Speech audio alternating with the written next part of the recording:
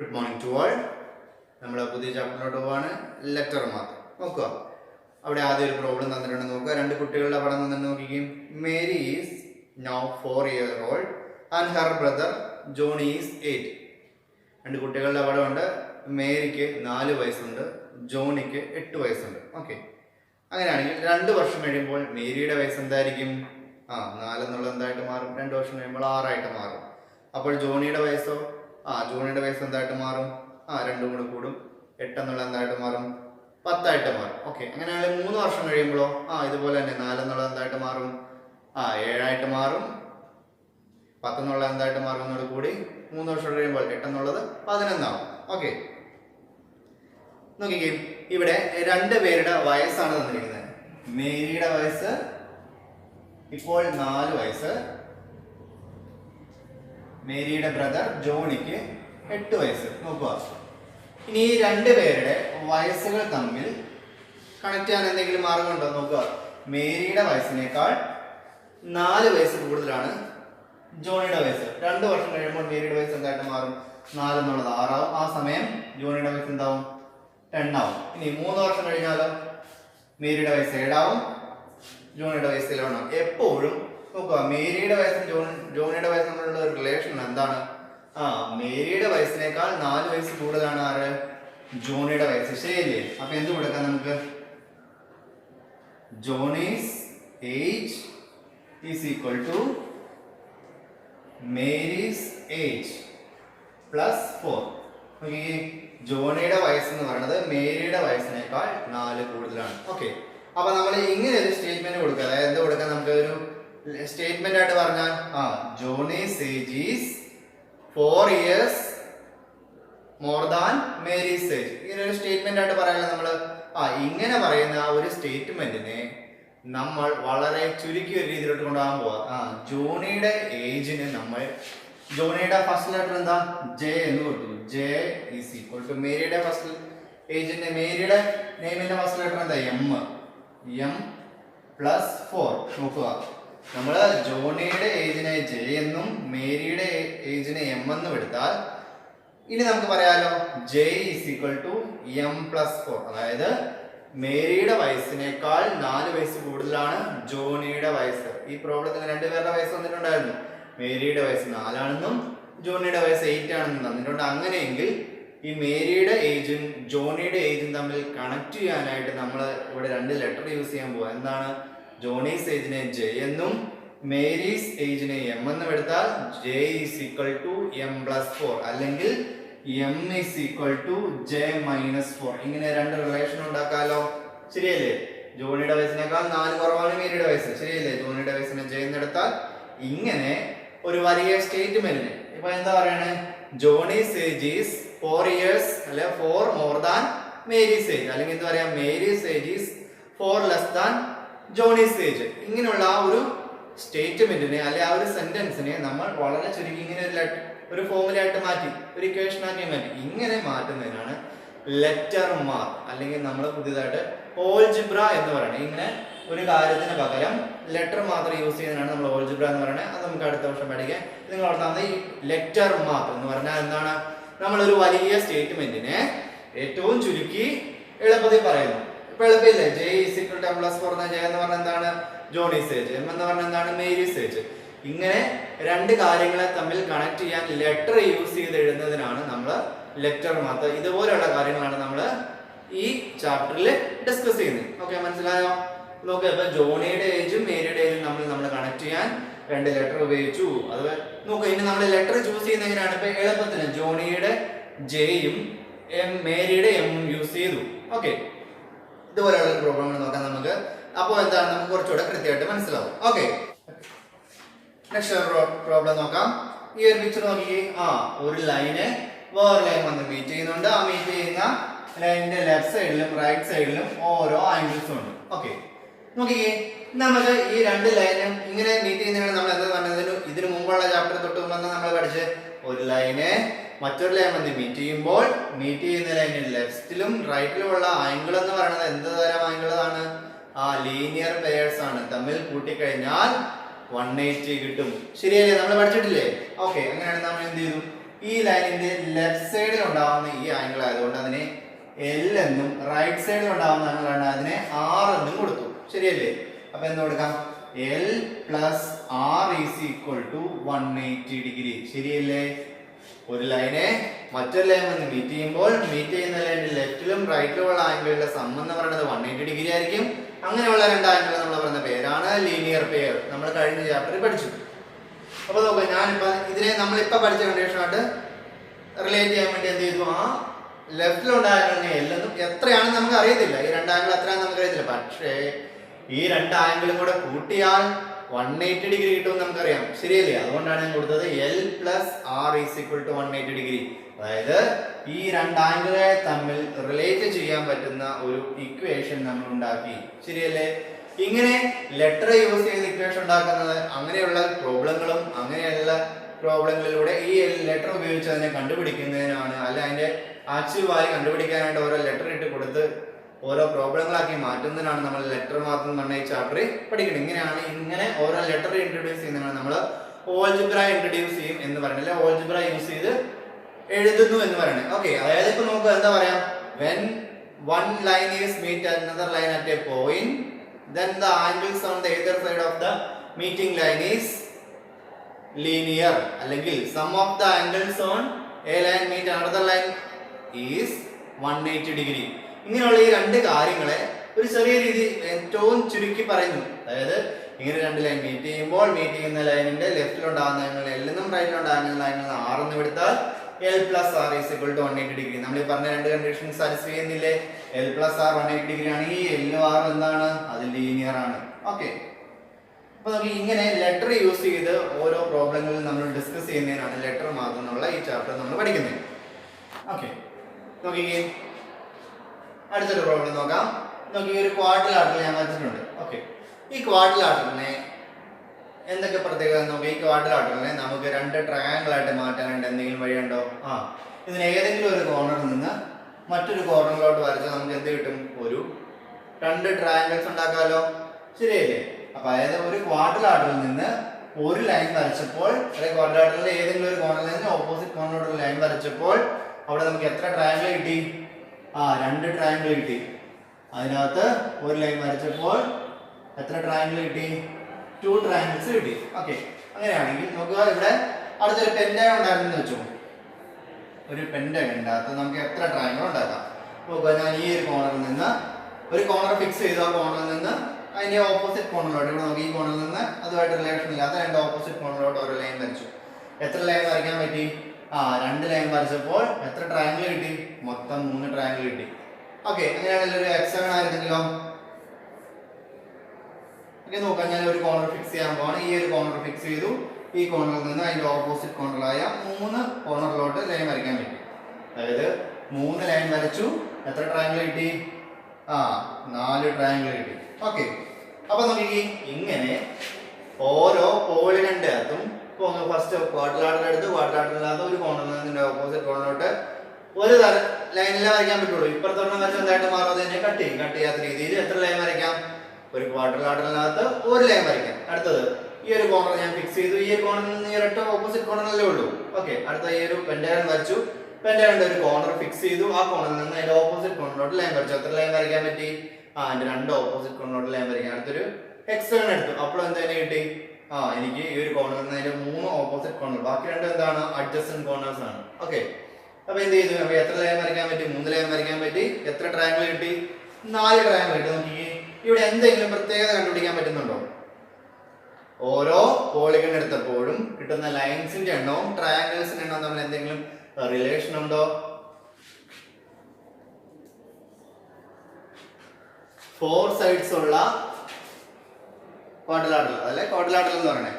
4 sides ഉള്ള പോളിഗണിന്റെ അകത്ത് ഒരു ലൈൻ വരയ്ക്കാൻ, ഒരു കോർണർ ഫിക്സ് ചെയ്തപ്പോൾ അതിന്റെ ഓപ്പോസിറ്റ് കോർണറിലോട്ട് ഒരു ലൈൻ വരയ്ക്കാൻ പറ്റി. 2 ട്രയാങ്കിൾ കിട്ടി. 5 സൈഡ്സ് ഉള്ള ഒരു പോളിഗൺ ഫിക്സ് ചെയ്തു. അവിടെ ഏതെങ്കിലും ഒരു കോർണർ ഫിക്സ് ചെയ്തു. ആ കോർണറിൽ നിന്ന് അതിന്റെ ഓപ്പോസിറ്റ് കോർണർ, എത്ര ഓപ്പോസിറ്റ് കോർണർ കിട്ടി? 2 ഓപ്പോസിറ്റ് കോർണറിലോട്ട് 2 ലൈൻ വരയ്ക്കാൻ പറ്റി. 3 ട്രയാങ്കിൾ കിട്ടി. 6 സൈഡ്സ് ഉള്ള പോളിഗൺ എടുത്തപ്പോൾ അതിൽ ഒരു കോർണർ ഫിക്സ് ചെയ്തു. ആ കോർണറിൽ നിന്ന് അതിന്റെ ബാക്കിയുള്ള ഓപ്പോസിറ്റ് കോർണറിലോട്ട് ലൈൻ വരയ്ക്കാൻ, എത്ര ലൈൻ വരയ്ക്കാൻ പറ്റി? 3 ലൈൻ വരയ്ക്കാൻ പറ്റി. എത്ര ട്രയാങ്കിൾ കിട്ടി? 4 ട്രയാങ്കിൾ കിട്ടി. അങ്ങനെ നോക്കുവാണെങ്കിൽ നമുക്ക് എന്ത് പറയാം? സൈഡ്സിന്റെ എണ്ണവും ട്രയാങ്കിളിന്റെ എണ്ണവും ലൈൻസും തമ്മിൽ എന്തെങ്കിലും റിലേഷൻ കണ്ടുപിടിക്കാൻ പറ്റുന്നുണ്ടോ? നോക്കുക. 4 സൈഡ് ഉള്ളതിനകത്ത് എത്ര ലൈൻ വരയ്ക്കാൻ പറ്റി? ഒരു ലൈൻ വരയ്ക്കാൻ പറ്റി. 5 സൈഡ് ആയപ്പോൾ 2, 6 സൈഡ് ആയപ്പോൾ 3. അതായത് സൈഡ്സിന്റെ എണ്ണവും ലൈനും തമ്മിലുള്ള റിലേഷൻ എന്താ? ലൈനിനേക്കാൾ 3 കൂടുതലാണ് എപ്പോൾ, അല്ലെങ്കിൽ നമ്പർ ഓഫ് സൈഡ്സിനേക്കാളും 3 കുറവാണ് ലൈൻസിന്റെ എണ്ണം. എന്ത് പറയാം? L is equal to, ഇതിനകത്ത് കണ്ടുപിടിക്കാൻ റിലേഷൻസ് ആണ്. L is equal to S minus 3. ശരിയല്ലേ? സൈഡ്സിന്റെ എണ്ണത്തെക്കാൾ 3 കുറവാണ് എപ്പോഴും ലൈൻസിന്റെ എണ്ണം. ഇനി ട്രയാങ്കിളിന്റെ എണ്ണവും ലൈൻ തമ്മിലുള്ള പ്രത്യേകത എന്താ? എപ്പോഴും ട്രയാങ്കിളിന്റെ എണ്ണത്തെക്കാൾ 1 കുറവാണ് ലൈൻസിന്റെ എണ്ണം. ശരിയല്ലേ? ട്രയാങ്കിളിന്റെ എണ്ണത്തിന് T എന്നെടുത്താൽ T-1 ആയിരിക്കും എന്ത് എപ്പോഴും സൈഡ്സ് എന്തെന്ന് പറയുന്നത് ലൈൻസിന്റെ എണ്ണം. ഇനി സൈഡ്സ് ആൻഡ് ട്രയാങ്കിൾ നമ്മൾ നോക്കുമ്പോൾ ഒരു 10 സൈഡ്സ് ഉള്ള ഒരു പോളിഗൺ ഉണ്ട്. അങ്ങനെയെങ്കിൽ നമുക്ക് എന്ത് പറയാം? അവിടെ എത്ര ലൈൻ വരയ്ക്കാൻ പറ്റും? നോക്കുക. 4 സൈഡ് ഉള്ളപ്പോൾ ഒരു ലൈൻ വരയ്ക്കാൻ പറ്റി. 5 ആയിരുന്നപ്പോൾ 2, 6 ആയിരുന്നപ്പോൾ 3. അപ്പൊ 10 സൈഡ് ഉള്ളതായിരുന്നല്ലോ. 10 സൈഡ് ഉള്ള ഫിഗറിനകത്ത് എത്ര ലൈൻ വരയ്ക്കാൻ പറ്റും? 10 സൈഡ് ഉള്ള ഫിഗറിനകത്ത് 7 ലൈൻ വരയ്ക്കാൻ പറ്റും. എത്ര ട്രയാങ്കിൾ കിട്ടും? ഇതിനേക്കാളും 1 കൂടുതൽ. എത്രയാണ്? 8 ട്രയാങ്കിൾ കിട്ടും. അതായത് സൈഡ്സിന്റെ എണ്ണത്തെക്കാൾ എപ്പോഴും 3 കുറവാണ് ലൈൻസിന്റെ എണ്ണം. ലൈൻസിന്റെ എണ്ണത്തെക്കാൾ എപ്പോഴും 1 കൂടുതലാണ് ട്രയാങ്കിളിന്റെ എണ്ണം. ഇനി സൈഡ്സിന്റെ എണ്ണവും ട്രയാങ്കിളിന്റെ എണ്ണം തമ്മിൽ എന്തെങ്കിലും ബന്ധമുണ്ടോ? സൈഡ്സിന്റെ എണ്ണം എന്ന് പറയുന്നത് എന്താണ്? അല്ലെങ്കിൽ ട്രയാങ്കിളിന്റെ എണ്ണം എന്ന് പറയുന്നത് എപ്പോഴും സൈഡ്സിന്റെ എണ്ണത്തെക്കാൾ 2 കുറവാണ്. 4 സൈഡ് ഉള്ളതിനകത്ത് 2 ട്രയാങ്കിൾ കിട്ടും. 5 സൈഡ്സ് ഉള്ള ബോളിനകത്ത് 3 ട്രയാങ്കിൾസ് കിട്ടും. 6 സൈഡ്സ് ഉള്ള ബോളിനകത്ത് 4 ട്രയാങ്കിൾ കിട്ടും. 10 സൈഡ് ആയപ്പോൾ 8 കിട്ടും. അതായത് എപ്പോഴും ട്രയാങ്കിളിന്റെ എണ്ണം എന്ന് പറയുന്നത് സൈഡ്സിന്റെ എണ്ണത്തെക്കാൾ 2 കുറവാണ്. ഓക്കെ. അതായത് ഇങ്ങനെയുള്ള നോക്കുക, ഈ കുറെ പോളിഗൺ എടുത്തപ്പോൾ നമുക്ക് 3 റിലേഷൻസ് ആണ്. ലൈൻസിന്റെ എണ്ണം എന്ന് പറയുന്നത് എപ്പോഴും സൈഡ്സിന്റെ എണ്ണത്തെക്കാൾ 3 കുറവാണ്. അതുപോലെ തന്നെ ട്രയാങ്കിളിന്റെ എണ്ണത്തെക്കാൾ 1 കുറവാണ്. അതുപോലെ ട്രയാങ്കിൾ എണ്ണം എന്ന് പറയുന്നത് എപ്പോഴും എന്താണ്? സൈഡ്സിന്റെ എണ്ണത്തെക്കാൾ 2 കുറവാണ്. ഇനി ഈ ഒരു കാര്യത്തിൽ നിന്ന് നമുക്ക് എത്ര റിലേഷൻ കണ്ടുപിടിക്കാം? നമ്മൾ ഇപ്പൊ എടുത്ത എല്ലാ ട്രയാങ്കിളിന്റെയും കേസിൽ എന്താണ്? ലൈൻസിന്റെ എണ്ണം എന്ന് പറയുന്നത് സൈഡ്സിന്റെ എണ്ണത്തെക്കാൾ 3 കുറവാണ്. അല്ലെങ്കിൽ സൈഡ്സിന്റെ എണ്ണം എന്ന് പറയുന്നത് ലൈൻസിന്റെ എണ്ണത്തെക്കാൾ 3 കൂടുതലാണ്. ഓക്കെ. രണ്ടാമത് ലൈൻസിന്റെ എണ്ണം എന്താണ്? എപ്പോഴും ട്രയാങ്കിൾ എണ്ണത്തെക്കാൾ 1 കുറവാണ്. നോക്കുക, ഞാൻ ഈ L എന്നെടുത്ത എന്താണ്? ലൈൻസിന്റെ എണ്ണം. S എന്നെടുത്ത എന്താണ്? Number of sides. T എന്നെടുത്ത എന്താണ്? Number of triangle. ഓക്കെ. അങ്ങനെയെങ്കിൽ എന്താ പറയാം? Triangle is equal to L+1. ഇനി മൂന്നാമത്തെ റിലേഷൻ, ട്രയാങ്കിൾ എണ്ണം എന്നത് എപ്പോഴും എന്താണ്? സൈഡ്സിന്റെ എണ്ണത്തെക്കാൾ 2 കുറവാണ്. അല്ലെങ്കിൽ സൈഡ്സ് എന്ന് പറയുന്നത് ട്രയാങ്കിൾ എണ്ണത്തെക്കാൾ 2 കൂടുതലാണ്. അല്ലെങ്കിൽ മൂന്നാമത്തെ റിലേഷൻ കണ്ടുപിടിക്കുക. എന്താണ്? സൈഡ്സിന്റെ എണ്ണവും ലൈൻസിന്റെ എണ്ണവും തമ്മിലുള്ള ഡിഫറൻസ് എന്ന് പറയുന്നത് 3 ആണ്. ഇനി ട്രയാങ്കിളിന്റെ എണ്ണവും ലൈൻസിന്റെ എണ്ണവും തമ്മിലുള്ള ഡിഫറൻസ് എന്ന് പറയുന്നത് എന്താണ്? 1 ആണ്. അടുത്തത് സൈഡ്സിന്റെ number of sides and number of triangle, difference between the number of sides and number of triangle is 2. നോക്കിക്കേ, നമുക്ക് ഇങ്ങനെ 9 റിലേഷൻസ് കണ്ടുപിടിക്കാൻ പറ്റി. ശരിയല്ലേ? ഈ എല്ലാ ട്രയാങ്കിളിലെയും കേസ് എടുത്തപ്പോൾ ഒന്നുകൂടെ പറയാം.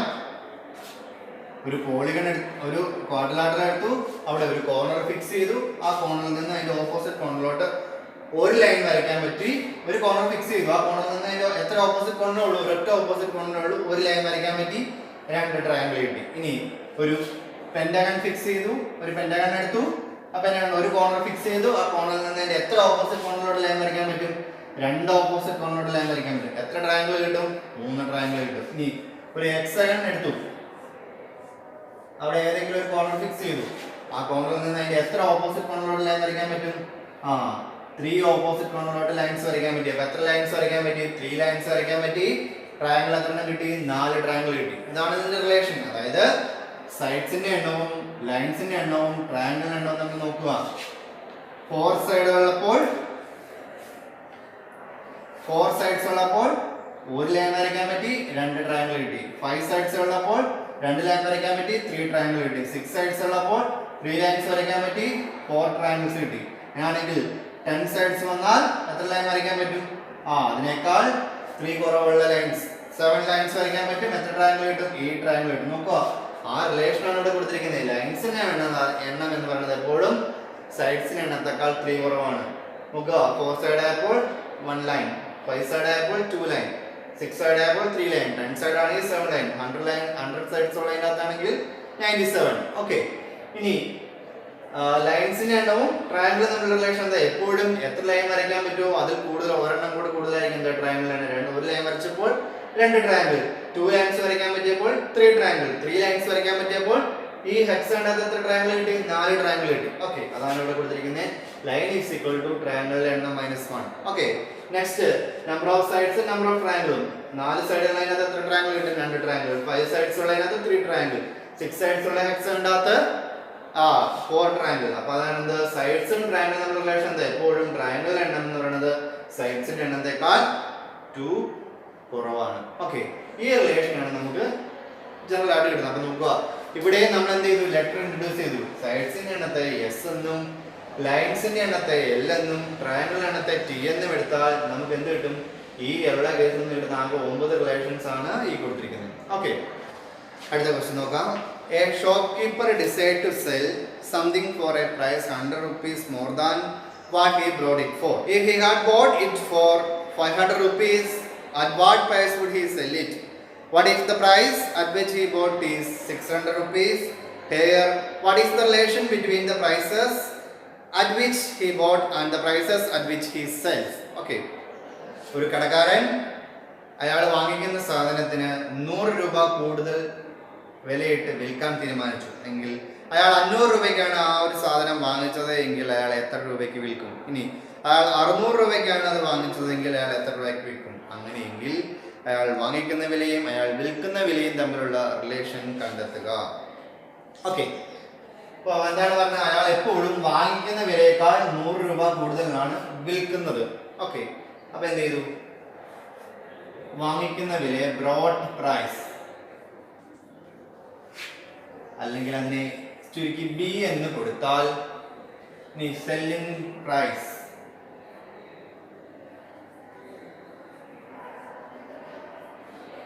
വിൽക്കുന്ന വില അതിനെ S എന്ന് എടുത്താൽ നോക്കുക, ഈ 100 രൂപ കൂട്ടി വിൽക്കാന്ന് പറഞ്ഞാൽ എന്താണ്? ആ 100 രൂപയുടെ അയാൾ കിട്ടുന്ന പ്രോഫിറ്റ്.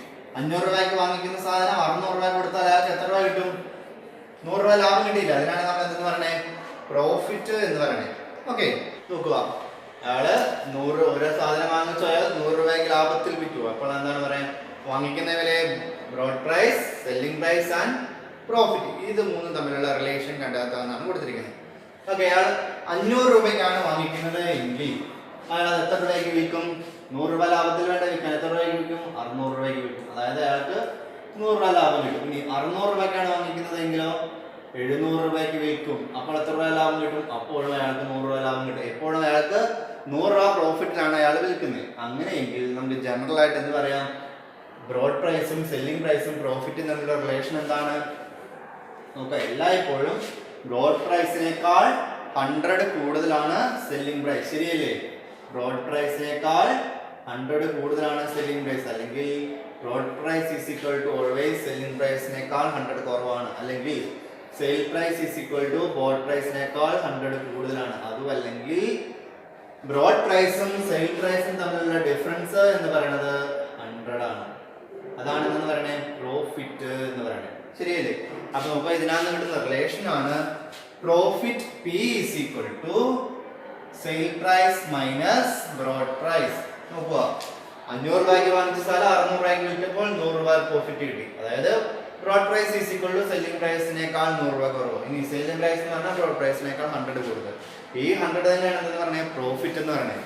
അപ്പോൾ ഈ മൂന്നെണ്ണത്തിനെ തന്നെ റിലേറ്റ് ചെയ്യുന്നതാണ് എന്ത്? Profit is equal to sale price minus broad price. Profit is equal to sale price minus broad price. ഇതാണ് ഈ മൂന്നെണ്ണവും തമ്മിലുള്ള റിലേഷൻ. ശരിയല്ലേ? വാങ്ങിക്കുന്ന വിലയേക്കാൾ 100 രൂപ കൂട്ടിൽ വിറ്റാൽ അയാൾക്ക് എത്ര രൂപ കിട്ടും ലാഭം? 100 രൂപ കൂട്ടിയെ വിറ്റെങ്കിൽ 100 രൂപ ലാഭം കിട്ടും. അപ്പോൾ എന്ത് പറയാം? ഇനി 100 200 രൂപയാണ് കൂട്ടി വിൽക്കുന്നതെങ്കിലോ 200 ലാഭം കിട്ടും പറയും. അപ്പൊ നമ്മൾ ജനറൽ ആയിട്ട് ഫസ്റ്റ് കേസിൽ പറഞ്ഞു 100 രൂപ ലാഭത്തിൽ വിൽക്കും. അപ്പൊ എന്തെന്ന് പറയാം? Sale brought price is equal to sale price minus 100, അല്ലെങ്കിൽ sale price is equal to broad price plus 100, അതുമല്ലെങ്കിൽ sale price minus broad price is equal to 100. ഇനി ഈ 100 ആണ് നമ്മൾ പ്രോഫിറ്റ് എന്ന് പറഞ്ഞ വരുള്ളൂ. ഇനി 100ന്റെ ബേസിൽ അയാൾ 100 രൂപയ്ക്ക് വരും 200 രൂപ ലാഭത്തിൽ ലഭിക്കുന്നെങ്കിലോ ഇതെന്തായിട്ട് മാറും? 100 എന്നുള്ളത് സെയിൽ പ്രൈസും ബ്രോഡ് പ്രൈസും തമ്മിലുള്ള ഡിഫറൻസ് 200 ആയിട്ട് മാറും. അപ്പോൾ ഇത് തന്നെയാണ് 200 എന്ന് പറയുന്നത് നമ്മൾ എന്താ പ്രോഫിറ്റ് എന്ന് പറയുന്നത്. ഇതിനകത്ത് കിട്ടുന്ന ജനറൽ റിലേഷൻ ആണ് profit is equal to sale price minus broad price, അല്ലെങ്കിൽ sale price is equal to broad price plus profit. അതുമല്ലെങ്കിൽ bought price is equal to sale price minus profit. ഈ മൂന്ന് കാര്യങ്ങളാണ് നമുക്ക് ഈ പ്രോബ്ലത്തിൽ നിന്ന് കിട്ടുന്നത്. അടുത്ത ക്വസ്റ്റ്യൻ നോക്കുക. For getting books through post, 25 rupees has to be added to the price of the book as postage. Fill in the blanks of the table below. നമുക്ക് ഒരു ടേബിൾ കൊടുത്തിട്ടുണ്ട്. Price of book, postage and total cost. First price of book, price, postage, total cost. നോക്കുക, 120 rupees price ഉള്ളതിനകത്ത് എത്ര postage? 25 rupees. അപ്പോൾ total price എത്രയായിട്ട് മാറും? 145. 115 price ഉള്ളതിനകത്ത് അവിടെയും പോസ്റ്റേജ് എത്രയാണ്? 25. എങ്ങനെ ടോട്ടൽ കോസ്റ്റ് ഉണ്ടാവും? 140. നെക്സ്റ്റ് വൺ 25 rupees ആണ് അവിടെയും പോസ്റ്റേജ്. അവിടെ ടോട്ടൽ ചിലവായത് 125 rupees ആണെങ്കിൽ ആ ബുക്കിന്റെ പ്രൈസ് എത്രയായിരിക്കും? 125നേക്കാൾ 25 കുറവായിരിക്കും, 100 rupees ആയിരിക്കും.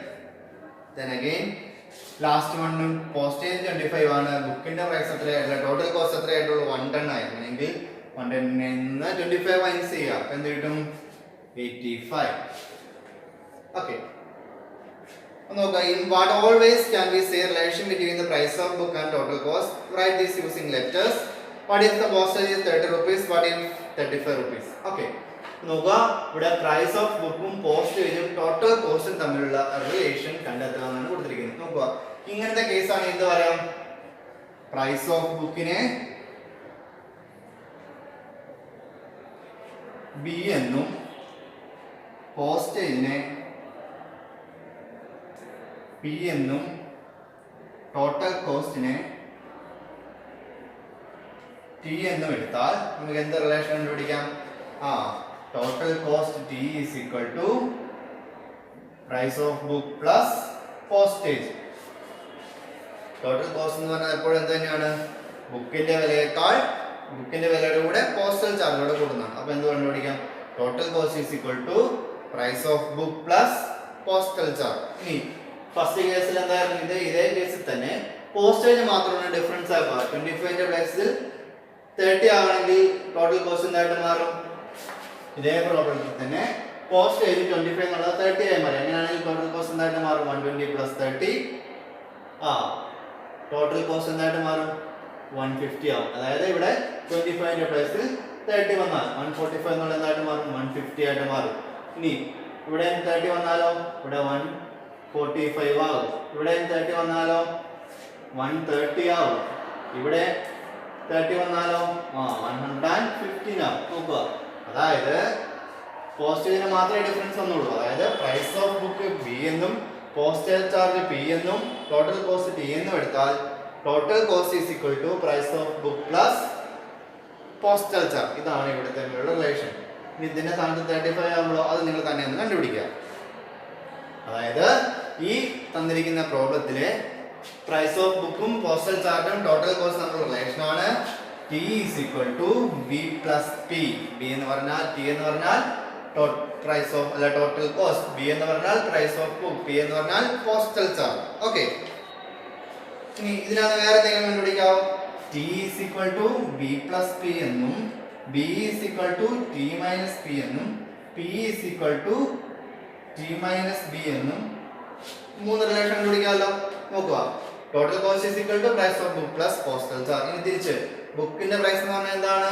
ടോട്ടൽ കോസ്റ്റിൽ നിന്ന് പോസ്റ്റൽ ചാർജ് കുറയ്ക്കുന്നത് തന്നെയാണ് ബുക്കിന്റെ പ്രൈസ്. ശരിയല്ലേ? നമുക്ക് 145 rupees ആണ് ടോട്ടൽ കോസ്റ്റ്, പോസ്റ്റൽ ചാർജ് 25 ആണെങ്കിൽ ബുക്കിന്റെ പ്രൈസ് എന്താണ്? 120 ആണ്. അങ്ങനെ കണ്ടുപിടിക്കാമല്ലോ. അതാണ് ബുക്കിന്റെ പ്രൈസ് എന്ന് പറഞ്ഞു കഴിഞ്ഞാൽ ടോട്ടൽ കോസ്റ്റിൽ നിന്ന് പോസ്റ്റേജ് കുറയ്ക്കുന്നത്. ഇനി പോസ്റ്റൽ ചാർജ് എന്ന് പറയുന്നതോ ആകെ ചെലവായ തുകയിൽ നിന്ന് ബുക്കിന്റെ പ്രൈസ് കുറച്ച് നമുക്ക് എന്ത് കിട്ടും? പോസ്റ്റൽ ചാർജ് കിട്ടും. അതാണ് P is equal to T minus P. അപ്പം ഈ മൂന്ന് റിലേഷനാണ് നമുക്ക് ഈ പ്രോബ്ലത്തിൽ കണ്ടുപിടിക്കാൻ പറ്റുന്നത്. Next one, make a table showing the number of girls, number of boys and total number of children in each class in your school. What are the different ways of stating the relation between these numbers? Write this using letters. Okay, അതായത് നിങ്ങളുടെ സ്കൂളിലുള്ള നിങ്ങളുടെ ക്ലാസ്സിലുള്ള ബോയ്സിൻ്റെയും ഗേൾസിൻ്റെയും എണ്ണവും total എണ്ണവും തമ്മിലുള്ള relation വെച്ചുകൊണ്ട് നിങ്ങളെ ബോയ്സിൻ്റെയും ഗേൾസിൻ്റെയും total കുട്ടികളുടെ എണ്ണവും തമ്മിലുള്ള റിലേഷൻ കണ്ടെത്തുക. നോക്കുക, ഞാനിപ്പോൾ എക്സാമ്പിൾ കാണിക്കാം. ബോയ്സിന്റെ എണ്ണത്തിനെ ബി എന്നും ഗേൾസിന്റെ എണ്ണത്തിനെ ജി എന്നും ആ ക്ലാസ്സിലുള്ള ടോട്ടൽ കുട്ടികളുടെ എണ്ണത്തെ ടി എന്നും എടുത്താൽ നമുക്ക് എന്ത് കണ്ടുപിടിക്കാം? T is equal to B plus G. ടോട്ടൽ കുട്ടികളുടെ എണ്ണം എന്ന് പറയുന്നത് ബോയ്സിന്റെ എണ്ണവും ഗേൾസിന്റെ എണ്ണവും തമ്മിൽ കൂട്ടുന്നതാണ്. അല്ലെങ്കിൽ ബോയ്സിന്റെ എണ്ണം എന്ന് പറയുന്നത് ടോട്ടൽ കുട്ടികളുടെ എണ്ണത്തിൽ നിന്ന് ഗേൾസിന്റെ എണ്ണം കുറയ്ക്കുന്നതാണ്. അല്ലെങ്കിൽ ഗേൾസിന്റെ എണ്ണം എന്ന് പറയുന്നത് ടോട്ടൽ കുട്ടികളുടെ എണ്ണത്തിൽ നിന്ന് ബോയ്സിന്റെ എണ്ണം കുറയ്ക്കുന്നതാണ്. ഇങ്ങനെ ഒരു റിലേഷൻ കണ്ടുപിടിക്കാമല്ലോ. ഒരു ക്ലാസ്സിലെ ബോയ്സിന്റെ എണ്ണത്തിനെ ബി എന്നും ഗേൾസിന്റെ എണ്ണത്തിനെ ജി എന്നും ടോട്ടൽ കുട്ടികളുടെ എണ്ണത്തിനെ ടി എന്നും എടുത്താൽ total number of students is equal to number of boys plus number of girls. അങ്ങനെയുള്ളതിനെ ഏറ്റവും ഷോർട്ട് ആക്കി എഴുതുന്നതാണ് T is equal to B plus G. Okay, next one, the sides of a triangle are 4 cm, 6 cm and 8 cm. What is the perimeter? Denoting the length of the sides as ABC, the perimeter is P.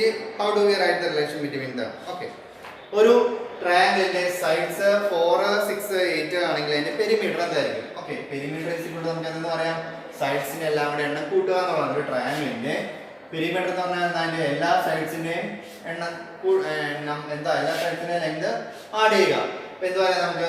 Perimeter is equal to ഇവിടെ എന്താണ് 6 plus 8 plus 4 plus 6 plus 8. അപ്പൊ എല്ലാം add ചെയ്യുമ്പോൾ എന്ത് കിട്ടും? 18 centimetre എന്ന് കിട്ടും. Okay, perimeter is equal to 18 centimetre എന്ന് കിട്ടും. ഇനി ഈ കേസിൽ അടുത്തൊരു കേസ് എന്തിനാണ്? ഒരു ട്രയാങ്കിളിന്റെ സൈഡ്സിന്റെ ലെങ്ത് ABC എന്നാണെങ്കിൽ പെരിമീറ്ററിനെ P എന്നും എടുത്താൽ നമുക്ക് എന്ത് കണ്ടുപിടിക്കാം? Perimeter is equal to A plus B plus C. അതായത് ഒരു ട്രയാങ്കിളിന്റെ 3 സൈഡ്സ് ABC എന്ന് തന്നാൽ ആ ട്രയാങ്കിളിന്റെ പെരിമീറ്ററിനെ P എന്നും എടുത്താൽ അവിടെ കണ്ടുപിടിക്കാൻ പറ്റുന്ന റിലേഷൻ ആണ് perimeter is equal to A plus B plus C. ഇതാണ് ഈ പ്രോബ്ലത്തിൽ നിന്നുള്ള റിലേഷൻ. ഓക്കെ, ഇപ്പോൾ നമ്മൾ ഇന്ന് പഠിച്ചത് എന്തൊക്കെയാണ്? എങ്ങനെയാണ് ഒരു വലിയ സ്റ്റേറ്റ്മെന്റിനെ ഒരു ലെറ്ററിലോട്ട് കൺവേർട്ട് ചെയ്യുന്നത്, ഇല്ലെങ്കിൽ ഒരു സ്റ്റേറ്റ്മെന്റിൽ നിന്നും അതിനെ ഏറ്റവും ചുരുക്കി എഴുതാൻ പറ്റുന്ന റിലേഷൻ കണ്ടുപിടിക്കുന്നത് എങ്ങനെയാണെന്ന് കണ്ടു. അപ്പോൾ ഇന്നത്തെ ഡിസ്കസ് ചെയ്ത എല്ലാ പ്രോബ്ലങ്ങളും നോട്ട്ബുക്കിലോട്ട് എഴുതണം. എന്തെങ്കിലും ഡൗട്ട് ഉണ്ടെങ്കിൽ ചോദിക്കുക. Okay, thank you.